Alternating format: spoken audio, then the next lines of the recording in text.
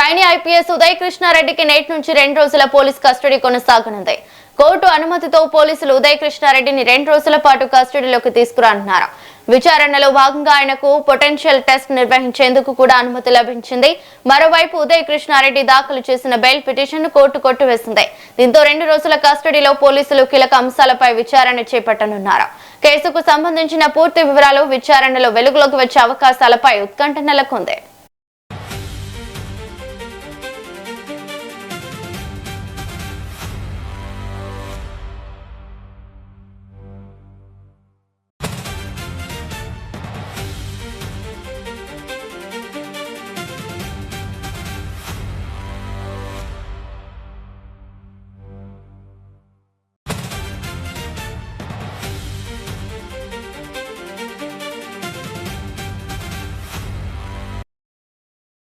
ఇక trainee IPS Uday కృష్ణారెడ్డికి నేటి నుంచి 2 రోజుల పోలీస్ కస్టడీ కొనసాగనుంది. కోర్టు అనుమతితో పోలీసులు ఉదయ్ కృష్ణారెడ్డిని 2 రోజుల పాటు కస్టడీలోకి తీసుకున్నారు. విచారణలో భాగంగా ఆయనకు పొటెన్షియల్ టెస్ట్ నిర్వహించేందుకు కూడా అనుమతి లభించింది. మరోవైపు ఉదయ్ కృష్ణారెడ్డి దాఖలు చేసిన బెయిల్ పిటిషన్ ను కోర్టు కొట్టివేసింది.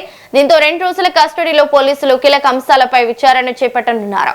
కేసుకు సంబంధించిన పూర్తి వివరాలు విచారణలో వెలుగులోకి వచ్చే అవకాశాలపై ఉత్కంఠ నెలకొంది.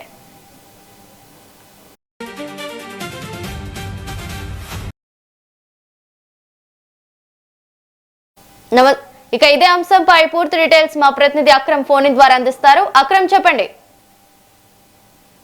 ఇస్రావలి 2 తెలుగు రాష్ట్రాల్లో సంచలనం సృష్టించినటువంటి ట్రైనీ ఐపీఎస్ ఉదయ్ కృష్ణారెడ్డి, ఎవరైతే ఐపీఎస్ లైంగిక కేసులో కూడా ఆరోపణలు ఎదుర్కొన్నటువంటి ట్రైనీ ఐపీఎస్ ఉదయ్ కృష్ణారెడ్డి అయితే అత్తాపూర్ పోలీసులకు సంబంధించిన స్పెషల్ టీం అయితే ఈ రోజు రెండోసారి కస్టడీకి తీసుకొని ఉంది. మరి కాసేపట్లో కూడా అటు అతన్ని కాసేపటి క్రితమే అతన్ని కస్టడీకి తీసుకున్నట్లు కూడా తెలుస్తోంది. నేరుగా చెల్లపల్లి జైలు నుండి అతన్ని స్థానికంగా ఉన్నటువంటి ప్రభుత్వ ఆసుపత్రికి తీసుకెళ్లి అక్కడ వైద్య పరీక్షలు అవన్నీ కూడా నిర్వహించిన తర్వాత నేరుగా అత్తాపూర్ పోలీస్ స్టేషన్ కి తీసుకెళ్లి ఈ రోజు రేపు మొత్తంగా 48 గంటల పాటు కూడా సుదీర్ఘంగా ఇటు ఉదయ్ కృష్ణారెడ్డిని అయితే పోలీసులు విచారించే పరిస్థితి కనిపిస్తా ఉంది. గతంలో అంటే కేవలం కొన్ని రోజుల క్రితం కూడా అతన్ని 2 రోజుల పాటు కూడా అత్తపూర్ పోలీసులు కస్టడీకి తీసుకున్నారు. అప్పుడు కూడా 2 రోజులు సుదీర్ఘంగా కూడా అతన్ని విచారించినప్పటికీ కూడా ఇటు పోలీసులు అనుకున్నంత స్థాయిలో ఇలా ఎటువంటి సమాధానాలు ఇటు ఉదయ్ కృష్ణారెడ్డి వద్ద నుండి రాకపోవడంతో ఇటు మరొకసారి కూడా కస్టడీ పిటిషన్ అయితే కోర్టులో ఫైల్ చేయగా ఇటు కోర్టు కూడా కస్టడీకి అయితే అనుమతించింది. కాకపోతే ఖచ్చితంగా కొన్ని షరతులతో కూడినటువంటి కస్టడీని అయితే ఇక్కడ ఇచ్చిందని చెప్పుకోవచ్చు. ఎందుకంటే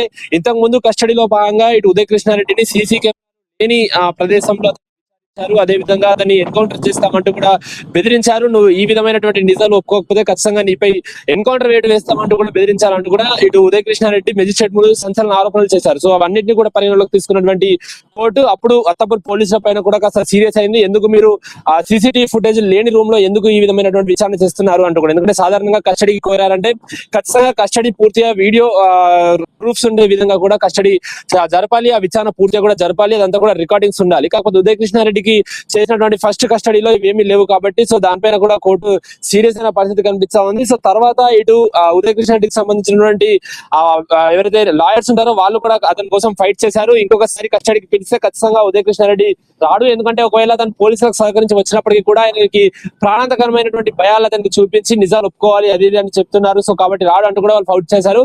సో దాంతో కోర్టు పూర్తి అన్ని ఆరోపణలు పూర్తిగా కూడా స్వీకరించినటువంటి కోర్టు ఇటు పోలీసులకు అయితే చాలా స్ట్రిక్ట్ రూల్స్ అంటే షరతులతో కూడినటువంటి కస్టడీకి అనుమతించిందని చెప్పవచ్చు. ఖచ్చితంగా ఈ రోజు రేపు చేసేటువంటి ఏదైతే విచారణ ఉంటుందో విచారణ ఖచ్చితంగా వీడియో రికార్డింగ్ రూపంలో చేయాలి. అదే విధంగా ఇటు ఇప్పటికే ఉదయ్ కృష్ణారెడ్డి కూడా తనకి బెయిల్ కావాలంటూ కూడా బెయిల్ పిటిషన్ కూడా వేశారు. కాకపోతే ఇప్పటికే ఆ బెయిల్ పిటిషన్ కూడా కోర్టు కొట్టివేసిన పరిస్థితి కనిపిస్తా ఉంది. సో కాసేపటి క్రితమే అతన్ని జైలు నుండి కూడా ఇటు పోలీసులు తీసుకున్నారు. సో వైద్య పరీక్షలు కాసేపటి క్రితమే కూడా అయిపోయాయి. సో నేరుగా అత్తపూర్ పోలీస్ స్టేషన్ తీసుకెళ్లి ఈ రోజు నుంచే దానికి సంబంధించినటువంటి ఆ పూర్తి విచారణ కొనసాగుతుందని చెప్పుకోవచ్చు. రేపటి వరకు సుదీర్ఘంగా కూడా అతన్ని విచారించే అవకాశం ఉంది. ఎందుకంటే మనము ఈ కేసు వెలుగులోకి వచ్చినప్పటి నుండి కూడా ప్రధానంగా అతని దగ్గర ఉన్నటువంటి ఐఫోన్ గురించి మాట్లాడుకుంటున్నాం కాబట్టి సో ఐఫోన్ చాలా కీలక ఆధారంగా పోలీసులు భావిస్తున్నారు. ఇప్పటి వరకు కూడా ఐఫోన్ దొరకలేదు కాబట్టి సో ఐఫోన్ ఎక్కడుంది, అందులో ఉన్నటువంటి డేటా అసలు ఉందా లేదా, అందులో ఏ విధమైనటువంటి వీడియోస్ రికార్డ్ చేశారు, అదే విధంగా ఇటు ఉదయ్ కృష్ణారెడ్డి చేస్తున్నటువంటి ఆరోపణలు ఏవైతే ఉన్నాయో ఏంటంటే అతను ఎవరైతే ఇప్పుడు మహిళా ఐపీఎస్ ఉందో మహిళా ఐపీఎస్ కి పెళ్లి అయిపోయినప్పటికీ కూడా తన దగ్గరికి వచ్చేది తనని బలవంత పెట్టేదంటూ కూడా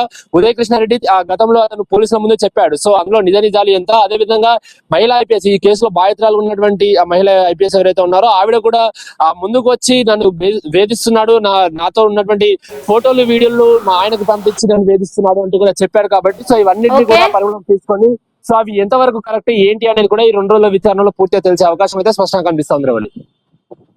థ్యాంక్ యూ అక్రమ్.